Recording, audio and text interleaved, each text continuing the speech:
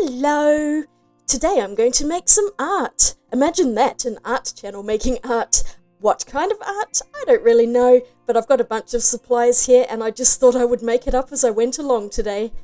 Here's my large Schmincke Horadam watercolour palette. I'll definitely be using that. And I've also got a selection of watercolour and mixed media papers, all of my brushes ready to go. So I guess it's time to stop procrastinating and get started on the artwork. I've got my waters up there. Let's get into it.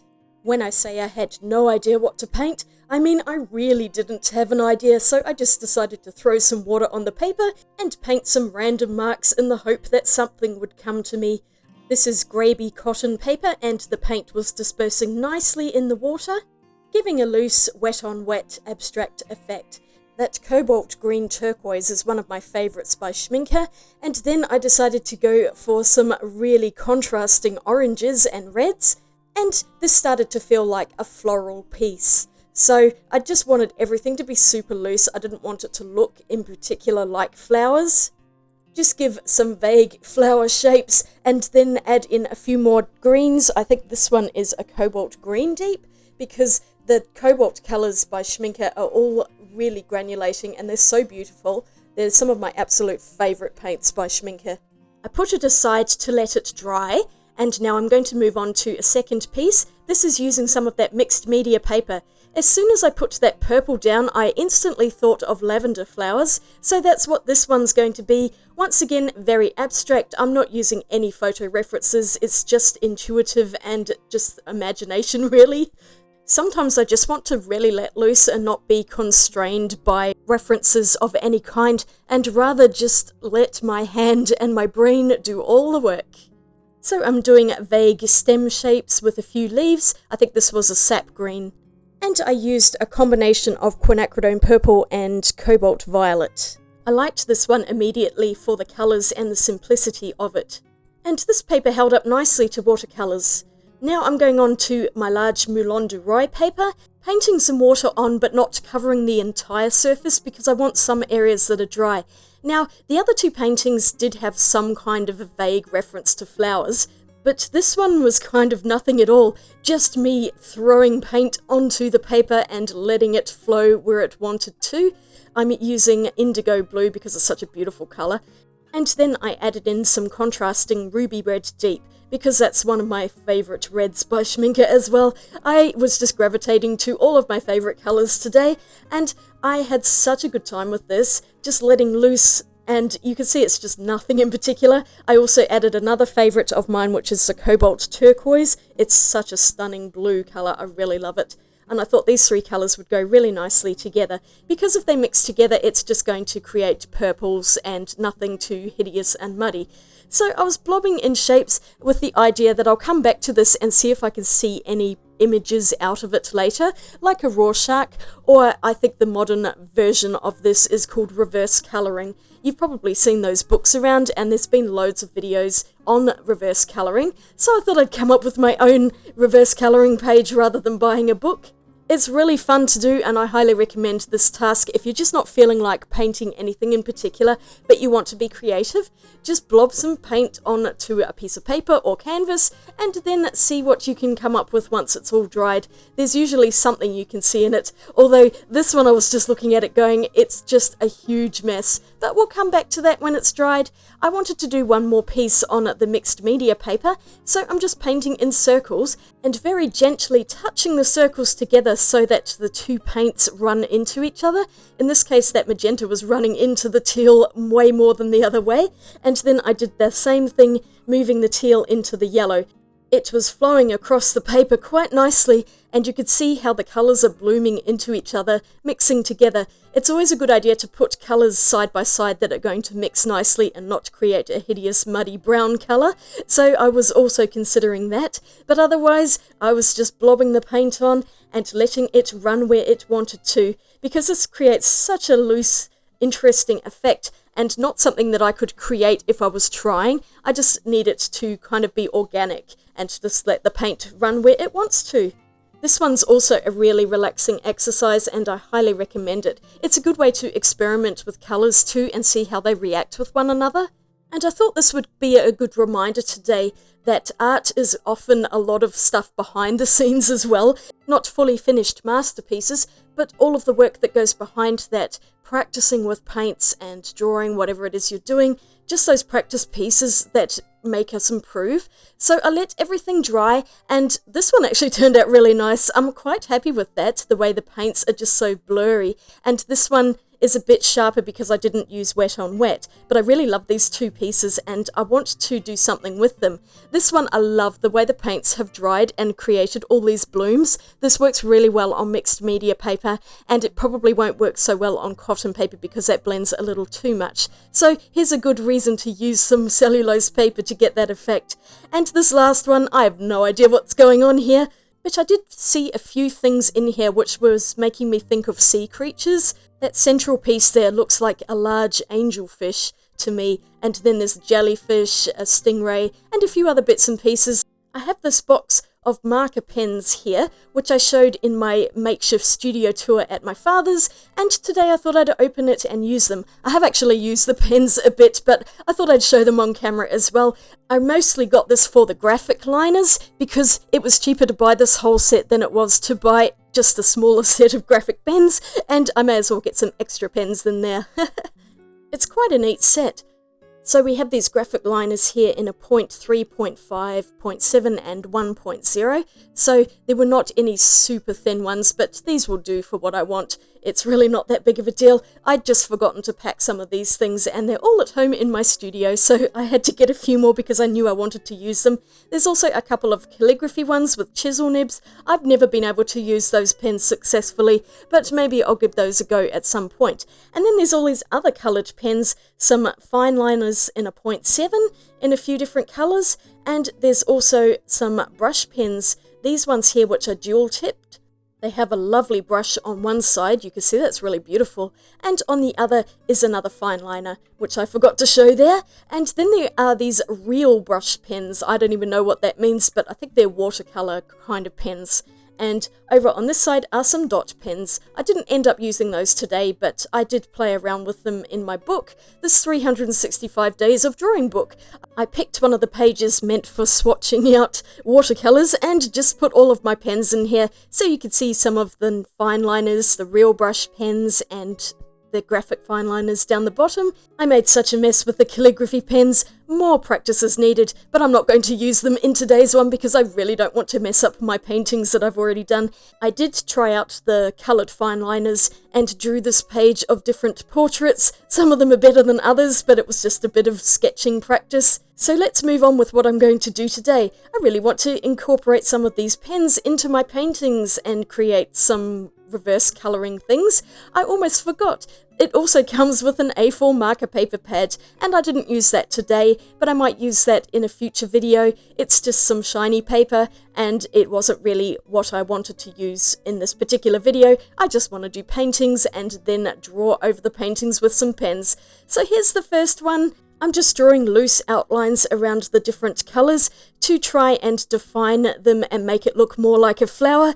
They're a bit cabbagey looking, so I'm just going to call these carnation flowers, but they're not really meant to be anything in particular. I'm just trying to create a picture out of the abstract blobs.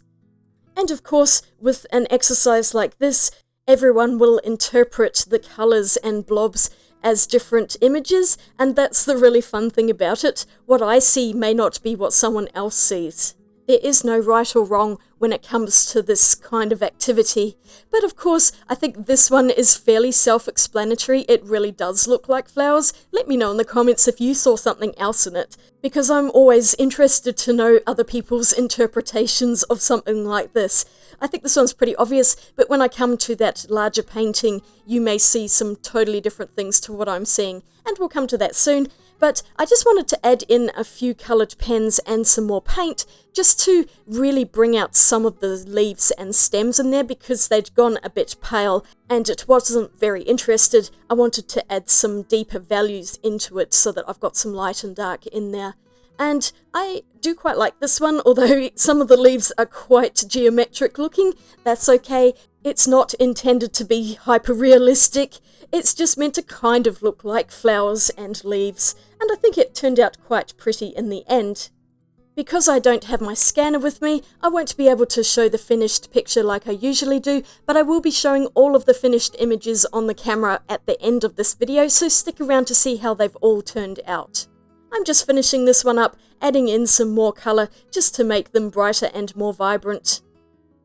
And if you do something like this, you don't actually need to use pen outlines. You could just leave it as an abstract painting with nothing else on it. That looked really pretty as well. I was just feeling like adding in some more details.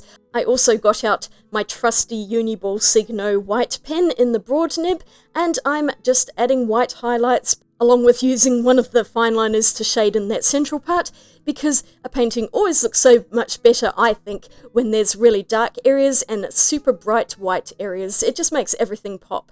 So I'll sign this one off and I'm on to the next one. This is my lavender picture and I'm just going around everything with the fineliners again. This is a really fun and relaxing activity, especially when you're just having times when you can't think of anything to paint and the creative muses are silent. Because I've had a fair bit of upheaval and disruption in my life lately, having to stay out with my father after he had his surgery, it has been quite difficult to be creative, if you understand what I mean. Like, it was just too hard for me to come up with a specific picture. So I thought rather than getting stressed out, I would just try something super easy, not going in with any preconceptions, just putting paint on paper and something will present itself. I would never have thought of painting lavender like this, so this just came out of nowhere, and that's what I really love about doing something that's completely abstract, is that it's like it comes from another planet or somewhere. It's not even from my own mind. I just channel it through my hands, putting paint on the paper, and then the image comes out and I can go, oh yeah, that's lavender, and boom, I have this picture that came from basically nothing. It's such a fascinating process, and it's really beneficial for developing oneself as an artist, because the more often I do things like this, the easier it becomes to come up with these concepts. I mean, I'm making a video at least once a week, every week, and so sometimes it's extremely hard to come up with an idea, and I'm just looking at the paper going, I've got nothing, but I need to get a video out, and yeah, it's quite stressful, but because I do this all the time and I actually make myself do it, I am able to usually come up with something. An exercise like this is useful no matter what level you are with your art, whether you're a complete beginner or you're more advanced. Because you really don't need to be amazing at painting or drawing to do this. You could just throw colours on and then draw whatever you see. Even if it's a cartoon, it doesn't really matter. It just will probably end up being really fun looking. Even if you just trace around the lines of colour, you'll end up with something neat like this. And of course I had to add in some more white highlights. I really like how this one came out. This is probably my favourite. Now I've got this third one and I decided I didn't want all of the paper to be white, so I'm going around with a black brush pen and just giving a little bit of a halo around the colours, because I didn't want to go all the way up to the colours with the black, and doing the same with the inside part here. So I coloured in the middle part with the brush pen, but I was thinking the outer part might waste the ink a bit too much, and I really like this brush pen. I don't want to use it all in one picture. I mean, it's not like I can't go out and buy more brush pens, but you know what I mean. It's just sometimes really hard to use up an art supply, and I am no exception when it comes to worrying about that.